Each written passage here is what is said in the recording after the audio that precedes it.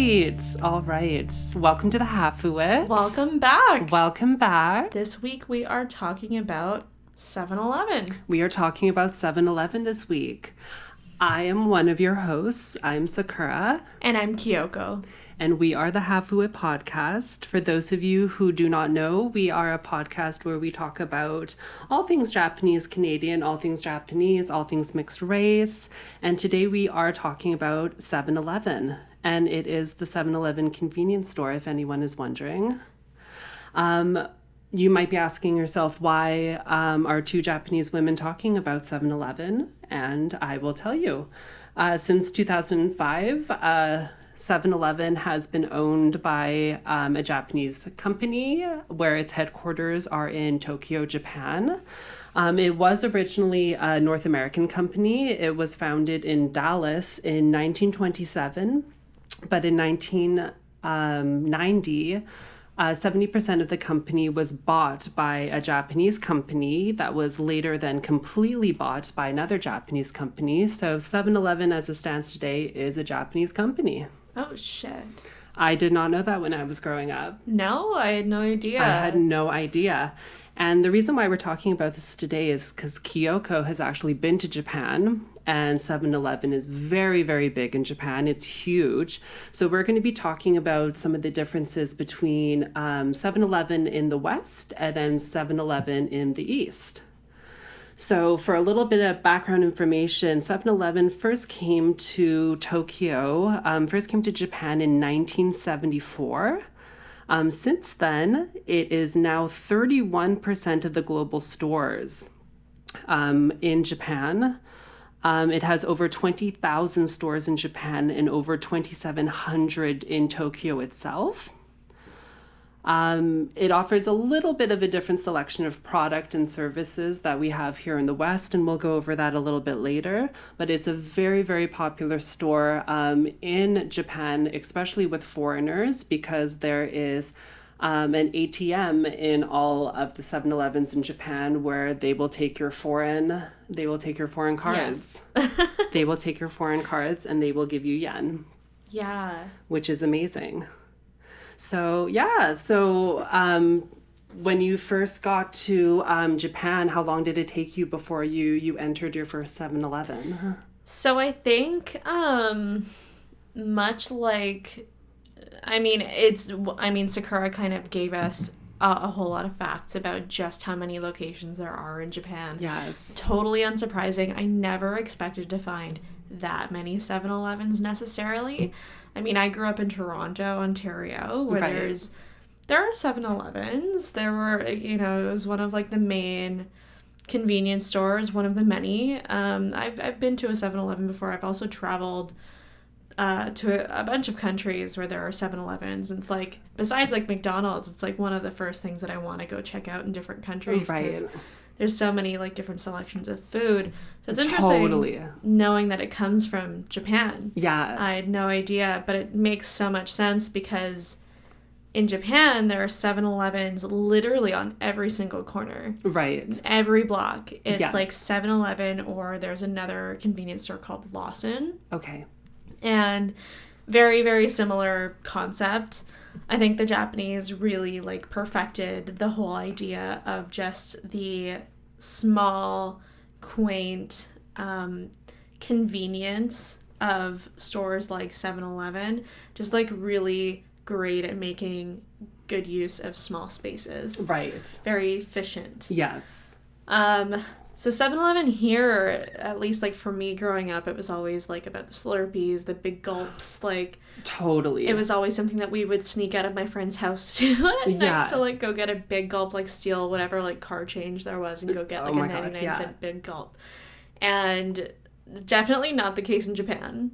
7-Eleven, anyone who's traveled like and you've been to different 7-Elevens across the world, like they all kind of cater to the population. Right. So 7-Eleven in Japan, at least the ones that I had been in, they didn't have any like hot and fresh food, like hot and ready food. However, people really are not joking about the wall in 7-Elevens that are like full of onigiri. I love. It's an entire, like, I had no idea that there were so many different, like, options of onigiri. And of course, none of it is in English, because why would it be? Right. So I was, like, bringing my Google Lens app out to try and, translate. Figure out what little hidden gems are in the... Yeah. I had no idea. But it was super cool. I mean, it's just as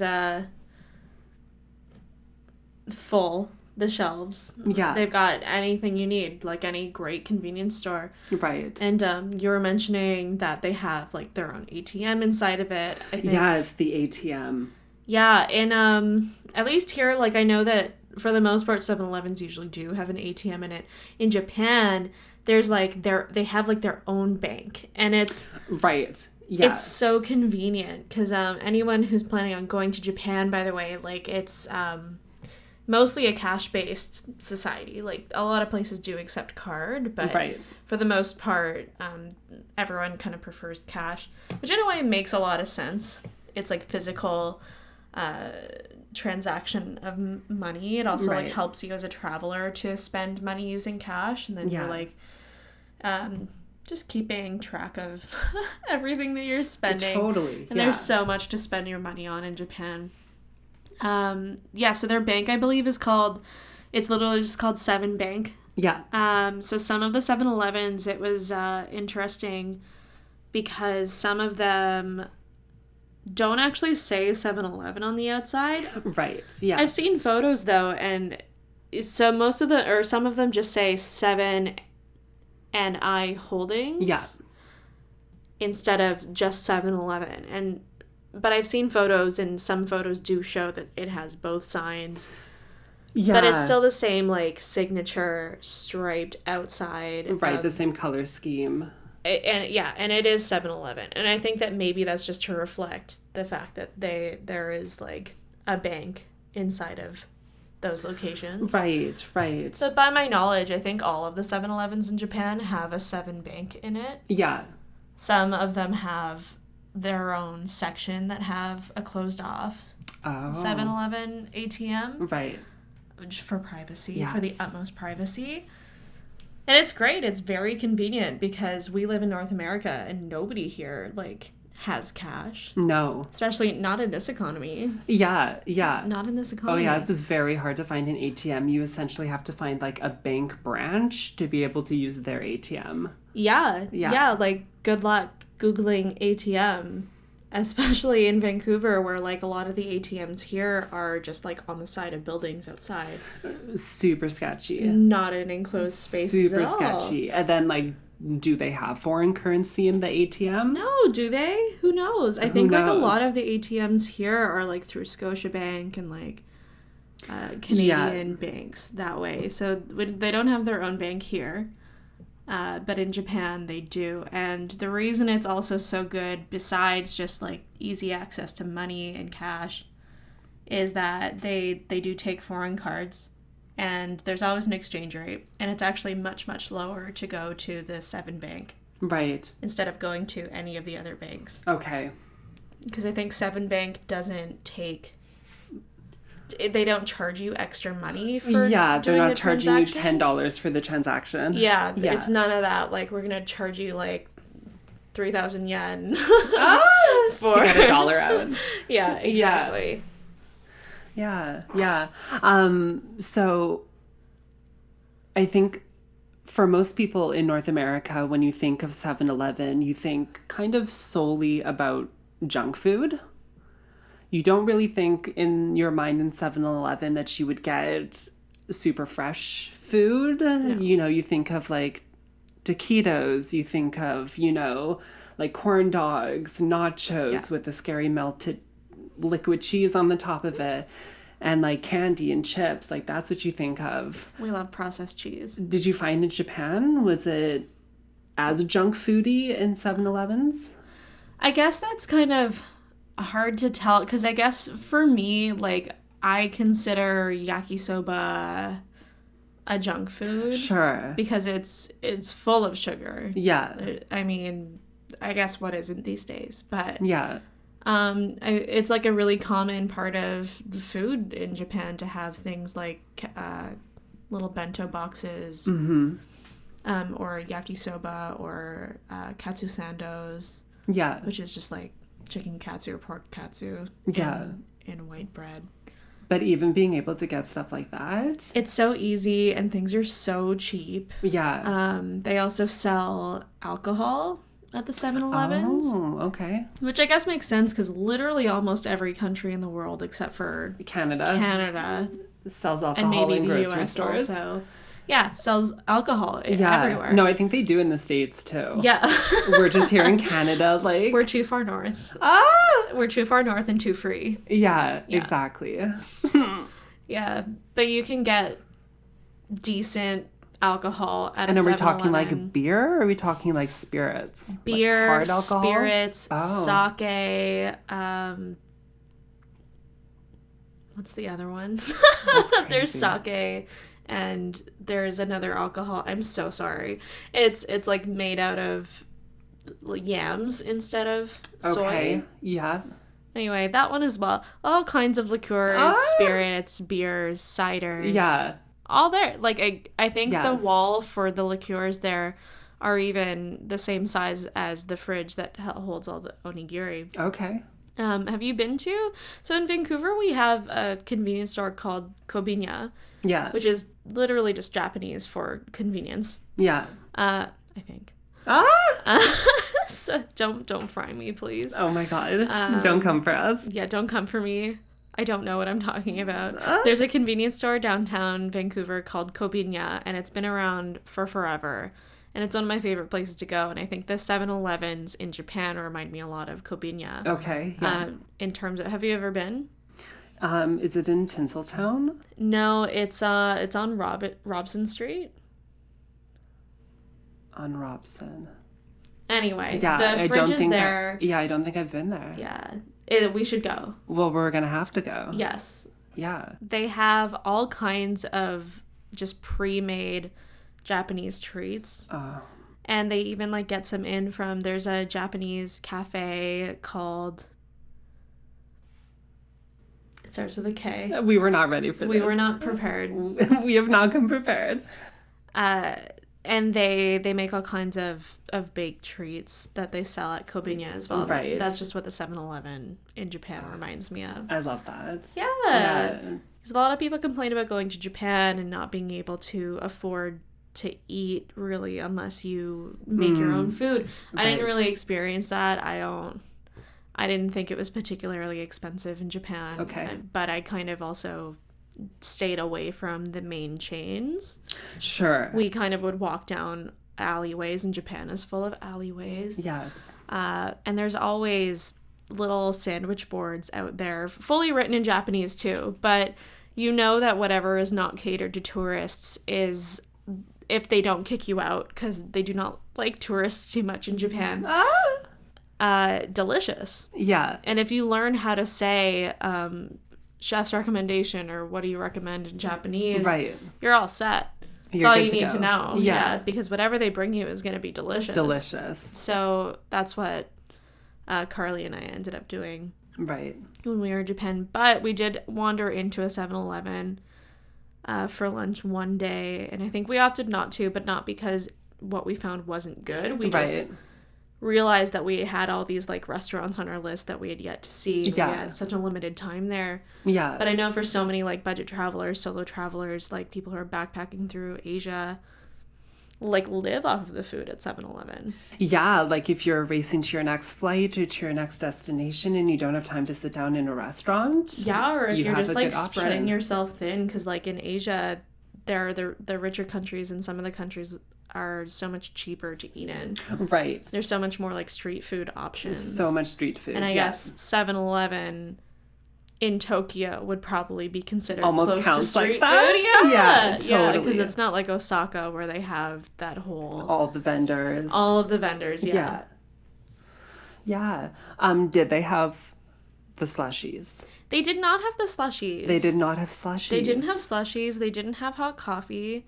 And they didn't have any, like, hot and ready food to go. Okay. All of it was kind of in the fridge, which kind of makes sense, too, when you think about it in terms of Japanese cuisine. Mm-hmm. The Japanese, like, are very picky about the type of food or Yeah. like how it's served. Yeah. Like in Japan, when you go into a sushi restaurant, they don't just like if you get up and go to the bathroom and you've already placed your order, Yeah. the chef will not release your order Until until you they come see back. that you've been seated already, and then they'll Right. start to make your order because everything is made to be eaten Immediately. There's Immediately. almost no such thing as takeout in Japan. Right. Just because of that. Yeah. And that's even like not at the most established dining restaurants either. That's Right. just, I think, a really beautiful way to think about food. Yeah. Yeah.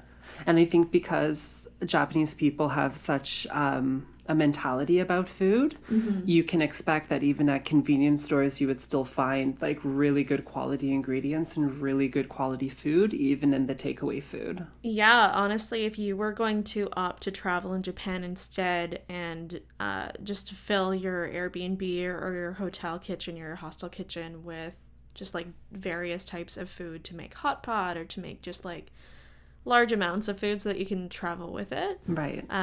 Also very good for the environment to do that because Japan's very bad about their packaging. Their packaging. There's a lot of plastic. There's a lot of plastic. Mind you, they're very good at disposing of all of the their garbage, but yeah, it's a really good option. 7-Eleven has all the different types of rice vinegars. They have cooking sake. Oh. They have the signature Kewpie mayo. Yeah, Kewpie. Because you cannot live without Kewpie. What is Japanese cuisine without Kewpie mayo? Truly. No. Truly. So, I have some in my fridge right now as we speak. Oh my god, you have mayo in your fridge? Yeah. Our girl is lactose. I don't know if there's dairy in it. I think Kewpie for sure does. Is Kewpie one of the ones? It's the reason it's so delicious. But I guess it doesn't have like... Because I thought it was like egg whites and like vinegar and something. You could be right. No, I'm wrong because it wouldn't keep if there was milk in it. We're going to look this up and we will get back to you. No, I'm like positive. No, because it has like a long shelf life. It has a crazy long shelf life. Yeah, and you don't have to store it in your fridge. Yeah, like most mayo. But yeah, I do. Yeah, I do too because we want it cool. Yeah. But anyways, delicious and a must-have. And the fact that you can get it at a 7-Eleven is the highest form. Yeah, and those bottles, we have to like derail this conversation to talk about Kewpie mayo just a little bit more because those bottles are so disturbing. If you've never felt one of their bottles, it basically feels like an IV pack. It 100% does. It kind of feels like a rubber chicken that's been filled with water. Yes, it feels like a hot water bottle. Yes. It's the weirdest sensation. It can be so off-putting, but there's something so lovely about it too. Yeah. And also the plastic packaging on the outside is really cute. So super cute. Yeah. We got the little doll. Yeah. Anyways. They do have that at 7-Eleven in Japan. I love that. Yes. I love that. One thing that always like stuck out in my mind with the 7-Elevens in North America was kind of how like not necessarily dirty they were in the surrounding areas, but because of the type of offerings that they had at 7-Eleven, there would always be like candy wrappers and spilt slushies and just like leftovers of like everything just kind of like all over the parking lot. Did you notice in Japan, was it pretty clean around the 7-Elevens or were they quite dirty in the surrounding areas as well? They weren't dirty. I think that in Japan, they like almost nothing is dirty. Right. But it is like, because I know the ones in North America too are usually, and it depends on where you are going, but the ones that I've been to at least are like bigger. Right. They have much more space. Some of them have like 2 floors. I mean, that's we're talking about bougie. Yeah, we're talking about a bougie 7-Eleven here. But there are like some locations here in Vancouver that are just like more spacious. Right. Everything is more spaced out. In Japan, I think they live off of and have mastered the art of small spaces and making things as efficient as possible. So I think some people might consider it dirty, but again, I think that that's racial. Right. But I never felt, and like we were there at the beginning of the whole COVID-19 situation. It was before everything was declared a pandemic. Yeah. But I've never walked out of a 7-Eleven here and been handed a washcloth. Right. Like a wet nap. Oh my God. Can you imagine? Yeah, and I don't think that that's was even a COVID specific thing. I just think that that was just customary. Just a common courtesy. People are very clean in Japan. Yeah.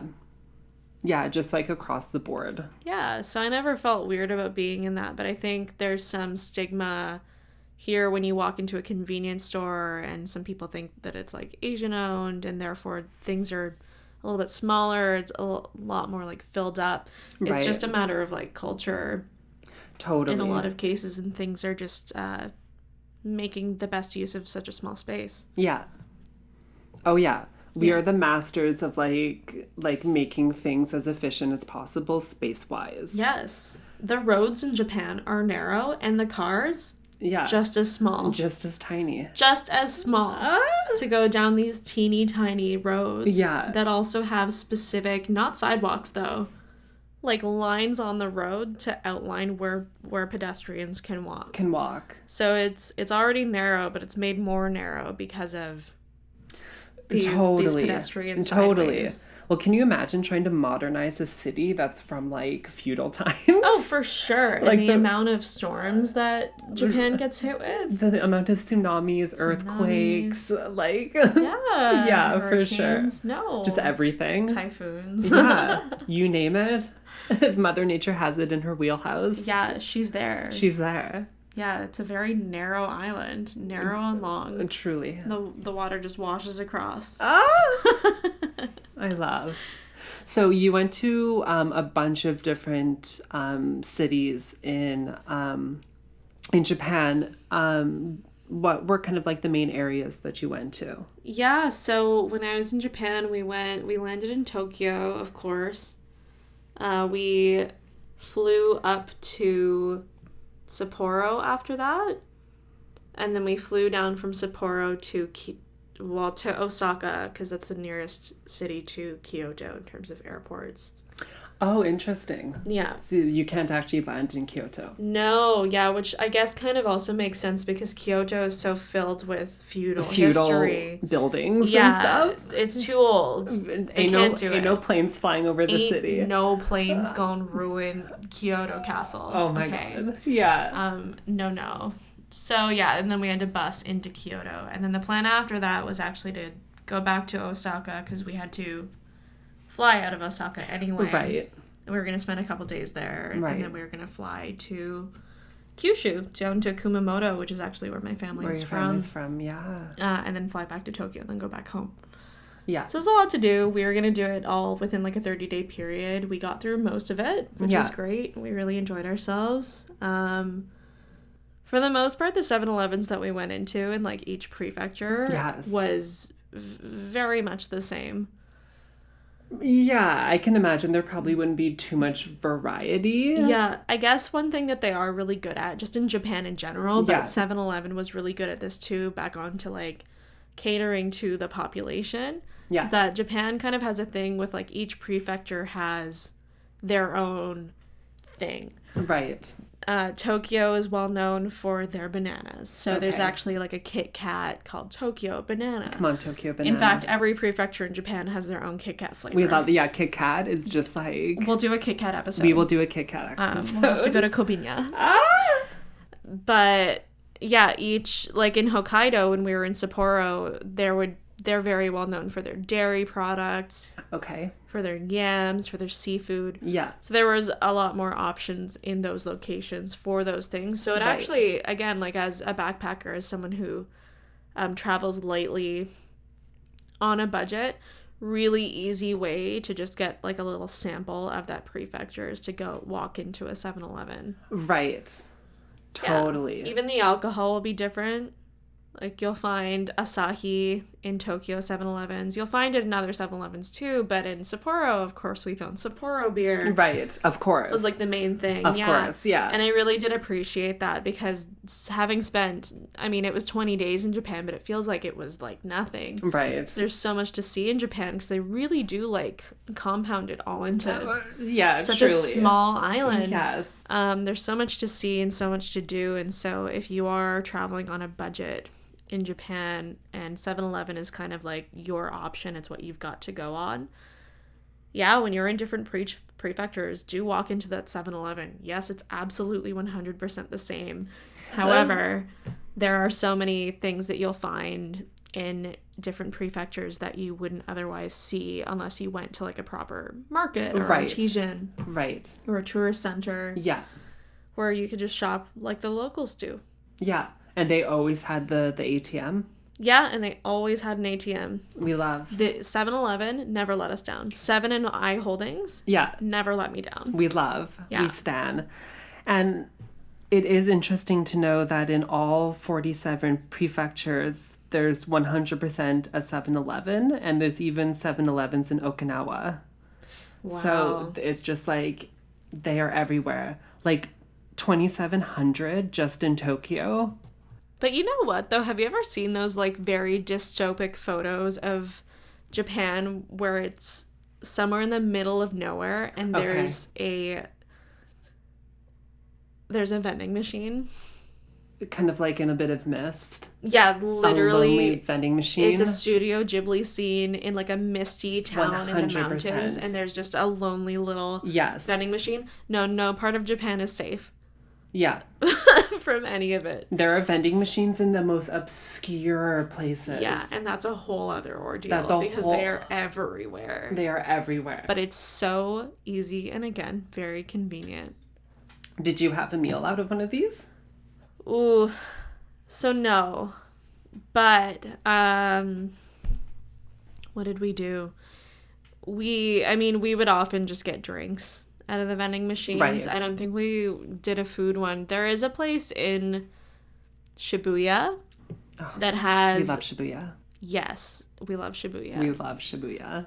And it has like a little corner that has just a maze of vending machines. And it's kind of sketchy. Okay. It's very not well lit. But each of these vending machines are totally weird. The things that you can find in these vending machines are so strange. No doubt. I'm sure some of you have seen them too, at least in photos from different vloggers and travelers out there. I think one of them had just fish oil. Some of them had stuffed animals in them. We love. A lot of them had tennis balls. Interesting. So if anyone in Japan has an explanation for that, I never got one. Like singular tennis balls or like things of tennis balls? No. Just a singular tennis ball? Just a ball. Interesting. Maybe just to like fill a space. Maybe. Honestly, something like that would probably be super lit in Vancouver because there's like so many dogs in Vancouver.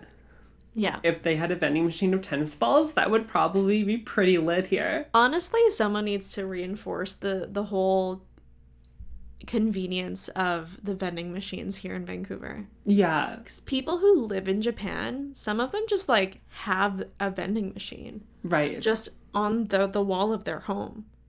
It's like on their property. Oh my God. It is their is it your property? I don't know. Oh my God. They're everywhere. That's they're in insane. alleyways. They're like next to the trash can. They're everywhere. Yeah. Yeah. Like in a random obscure alley in some tiny little corner, you'll just see this little glowing light and They're like... on the farm. Yeah, like, it cannot be a vending machine. No. And it is. But we're all about the convenience in Japan. We're all about the convenience, but where are these things being plugged into? That's what I want to know. Where are these things being Where plugged is the power source of this? Maybe the 7-Elevens power it. Maybe that's why there's so many 7-Elevens. I mean, it makes sense. Conspiracy theory? Conspiracy theory. I'm down. Yeah. I think the reason why there's like some 7-Elevens in Japan that are still 7-Eleven is 7 and I Holdings didn't actually acquire 7-Eleven until 2005. Oh. So I think all the buildings that were built after 2005 are called Seven and I Holding, and then anything before that date might still have 7-Eleven on it. Oh. And this company, Seven and I Holding, also owns the Denny's chain, but specifically the Denny's chain in Japan. Did you see a Denny's? Listen, we went into a... Oh my God. We went into a Denny's. Shut up. Yeah, we went into a Denny's because our feet hurt so much. Oh And my God. we could not walk any further. I mean, we did, but I think we had walked 40,000 steps that day, and it was fine, except that we were not wearing the correct shoes. More specifically, your girl, Kyoko, was not wearing the correct shoes. Uh-oh. I was wearing these ballerina flats. Okay. And which is dumb because literally we sell some pretty great walking shoes in our day jobs. Yes. But no, your girl wanted to feel cute and she broke out the ballet flats. Cute. Yeah. Until 40,000 steps later, she was in Shibuya. And the blood was... And she could not feel her feet. The ballet flats were filled with blood. They were... Tears. Yeah, you could see tears, like the tear blood, droplets. yes. Yeah, all over the streets of Tokyo. Yeah. So yeah, we headed... And this was painful too because we had to go upstairs, up this whole narrow flight of stairs to get into this Denny's. But it was fantastic. It was. We sat right down. Yes. Into a little booth. We snuggled up. I love that. And it was like single people booths, which was great. So like a single couple. Yeah. Yeah, just one seat on either side. Yeah, it was great. I love that. We felt bad because we didn't actually want to be there to buy anything. We just could not walk any further. You needed to sit. I needed to take my shoes off and just sit. I mean, fair enough. So I think Carly ended up getting a sundae of some kind, and I think I got a coffee, and we sat there for not very long, and we felt really bad about it. Okay. But by the looks you of it... bought something. We bought something. We spent a little bit of yen. Yeah. A little bit of spare change. You know. But it was fantastic. I haven't been into a Denny's in possibly since I was too young to remember. Yeah.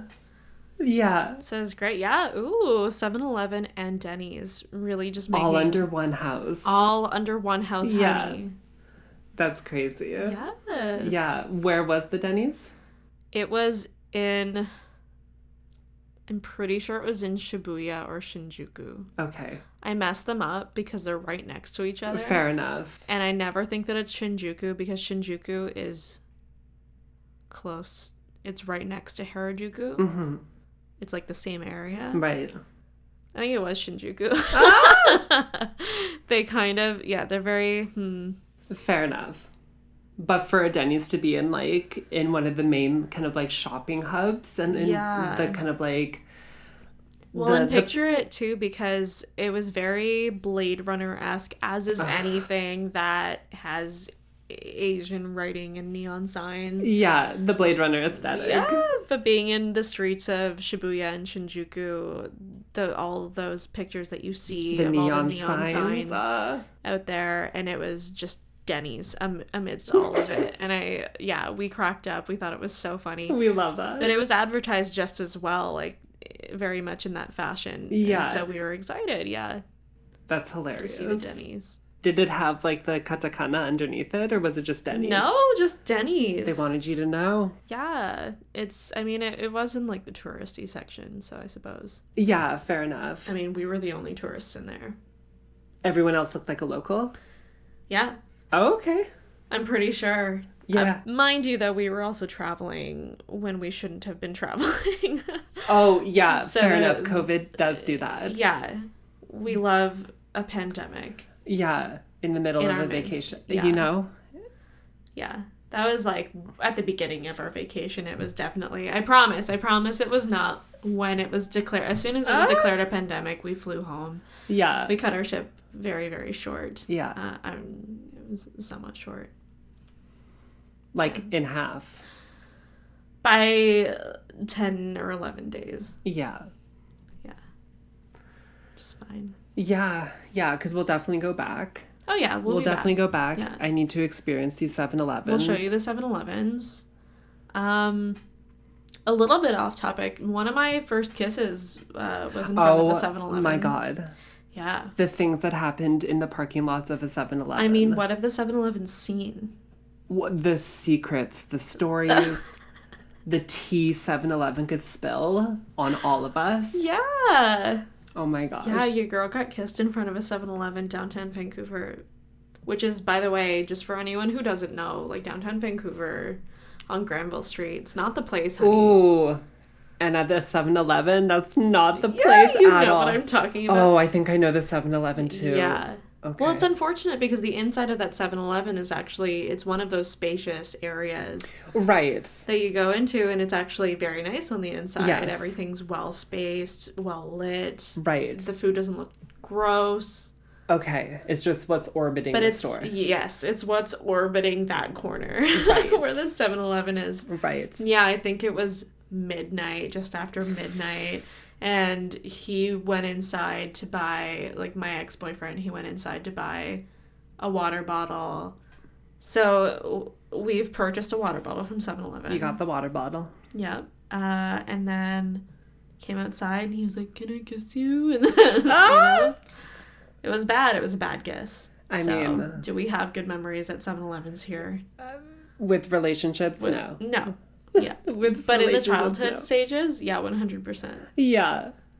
Yeah. I mean, anytime a 7-Eleven's around a whole bunch of like bars and pubs, it's going to be a little dicey. Again, catering to the population. Yeah. We love catering to communities. Yes. Of people. Yeah. Yeah. Totally.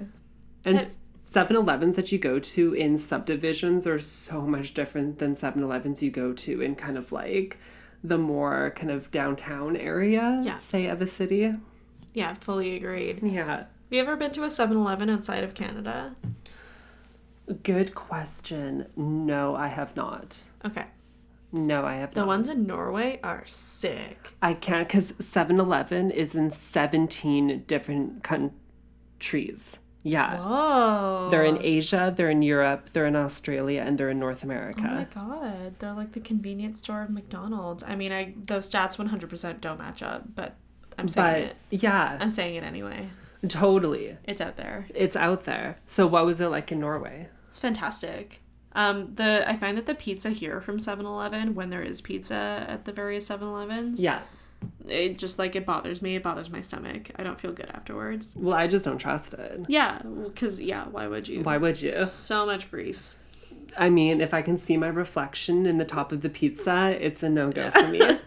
No amount of napkins can dab that grease off, honey. Yeah, no. No, but the food in Norway, for whatever reason, and it wasn't really, like, there was no fish, and that's really what you get in Norway. Right. There might have been, like, fish sticks. I don't know. I don't remember seeing any. It was chicken nuggets, fries, like, wedges, pizza. Okay. But none of it seemed disgusting. Pizza in Norway would be super interesting. It was, I mean, at least at the 7-Eleven pizza was just North Americanized. Oh, fair enough. For sure. Yeah. But no, I didn't have, you know what, I need to go back to Norway because I didn't actually experience the cuisine too much. In my defense, I was traveling quite a bit. Right. Throughout Norway in a very limited amount of time. So really my experiences with the 7-Elevens there were all at airports. Fair enough. Oh, 7-Eleven at airports. 7-Eleven at airports. Okay. Mm-hmm. That's something I've never experienced before. Oh, yeah. Yeah, I guess now that I'm thinking about it, in all of my travels, I haven't really seen a 7-Eleven at an airport outside of Norway. Yeah. Because I've like traveled to the UK, around in America, obviously in Canada. Never seen in an airport a 7-Eleven. Yeah. Starbucks, obviously. I think that's kind of funny too with Norway because I didn't remember seeing a whole lot of 7-Elevens while I was there. But only really at the airports. But they were my friends. Interesting. They Yeah. were my airport friends. Yes. I was in a lot of them when I was in Norway for 10 days. So. Yeah. Yeah. The more you know. The more you know. That's crazy. Yeah, now I think that I have that in my mind. Everywhere I travel, I'm going to like have to, even if it's subconsciously, seek out a 7-Eleven just to see what the experience is like. See, and for everyone, it's like the McDonald's. And I mean, 100%, go check out the McDonald's at every country that you visit. Right. But yeah, if that country if it's one of the 17 countries that have 7-Elevens. Definitely. I'm so sad, and it's fine, but I'm so sad that Carly didn't want to go to McDonald's while you were in Japan. No, she didn't. McDonald's I was deprived. In East Asia, just in general, is lit. I wanted those choco fries. Yeah. Yeah. You just have to experience those things. They had like a cute package, and you like snap it in half, and it's like the it's like the peanut butter and jam packets that you see those commercials for, and you like snap it in half, and it creates a hole in each side, and then you drizzle it, and it like mixes together. It was like white and dark chocolate. Yeah. And you didn't get to experience that. I was deprived that experience. Yes. On that trip. Yeah. When we go back, we're for sure hitting up a McDonald's. Yeah. Hard. Like a big pile of McNuggets. Oh. Yeah. Yeah. And choco fries. No. For a Japan trip, I think I would have to, take a step back from being vegetarian and just indulge. And just like indulge. Yes. It's so bad. It makes me such a bad vegetarian. But as I had salmon sushi earlier before we started this video, but it was grilled. It was grilled. That's an excuse. It's no longer an animal byproduct. As soon as you hit it with heat, it's good to go. Yeah. Oh my god. It's fine. She's a pescatarian. She's like, a loosey-goosey vegetarian. Yeah. With proper rules in place. Yeah. It's fine. You gotta make do with what you've got. Definitely. I will say that Japan will be interesting for you as a vegetarian. I can imagine so. There are definitely some options, but I think because they hate tourists enough. The fiery hate for tourists is at a level high enough that they're like, you will eat our food. Yeah. They don't do the adjustments to the menu the way that you do here. There's no being fussy. You eat it or you don't eat it. Ah! Although, when I went to dinner with my family, we did go to a traditional restaurant that was mostly vegetarian. So there are options, for sure. Better than being vegan, probably, because they love dairy. Yeah. And everything. I mean, rightfully so. Everything tastes so much better. The milk tastes so much better in Japan. I'm sure. Yeah, so if you're ever up in Hokkaido... Here we go. Hit up their 7-Elevens, because they have little mini bottles of their milk that have a little cow on it. And it's delicious. Their milk is delicious. Their butter is delicious. Their eggs are more delicious. I'm just telling you. And this is the prefecture that you said is known for dairy? Hokkaido. Yeah. Up north. Up in the north. Much like Canada. Right. Yeah, the north. We love that. Yeah. Yeah. So head up a 7-Eleven in your nearest country and let us know where you're from and what's in your 7-Eleven. Totally, especially if you have something super specific to your region, something that you would not find at any other 7-Eleven, whether it be candy or food or services like the bank that's in all the Japanese 7-Elevens. Yeah, let us know. We want to know. We want to know. Let's make 7-Eleven bring us all together. Yeah, this is not sponsored, by the way. This is also not a sponsored video. But 7-Eleven, if you want to sponsor us, hit us up. If you want to send us some merch, some PR. Your Hafu girls. Oh my god, a 7-Eleven t-shirt. I'm just saying. Okay, we have You're more than welcome. We will accept.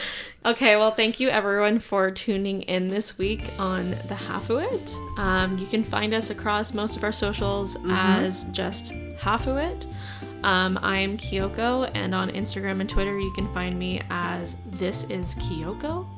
And I'm Sakura, but on social you can find me at saku.miki. And give us a follow if you want to kind of keep along with things outside of the podcast or get a couple of sneak peeks into what we are working on next. Yeah. And we'll talk to you next week. Bye, everyone. Bye.